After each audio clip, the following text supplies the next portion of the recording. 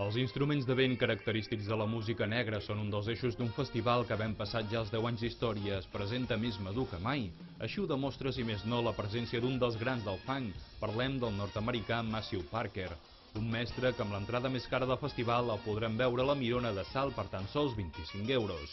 El Black Music d'enguany, però, també es destaca per la presència d'artistes catalans, que suposaran el 70% del total del festival. I d'aquestes en sorgeix una producció pròpia, una mescla explosiva entre el trifàsic de Llibert Fortuny i la Girona Jazz Project. Portem 2 edicions que evidentment les institucions no poden aportar el mateix que aportaven abans, una cosa totalment lògica en el moment que estem vivint, i el que intentem doncs, és de suplir-ho amb aportacions de sponsors privats i buscant doncs, incrementar el nostre públic. Evidentment, la manera doncs, de que el festival pugui mantenir el nivell és fer que segueixi vinguent gent. El Black Music s'està obrint a nous públics i ja en les darreres edicions s'ha notat un augment dels assistents provinents de Barcelona o de la Catalunya Nord.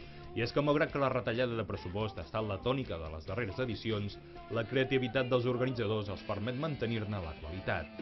Ells ja de seguida van dir que no seria un espectacle per escoltar sentats en un gran auditori, sinó ells volien escoltar-ho en una sala de concerts, perquè el que volen és transmetre molta energia. O sigui, volen recuperar una mica l'esperit de les big bands dels anys 20, en les quals ningú els escoltava sentats, sinó que tot era energia, era ball, era moviment, no? Del 2 al 30 de març pel Black Music Festival també hi passarà tota una jove artista que ja va ser revelació l'any passat. Parlem d'Andrea Motis, que vindrà acompanyada de Joan Chamorro Quintet i que ja ha exhaurit les entrades. Però també hi haurà els nous projectes de la Big Mama o d'un dels grans de la nova cançó reconvertit, Quico Pi de la Serra. Però també Black Music en films, un apropament al públic infantil i altres activitats paral·leles.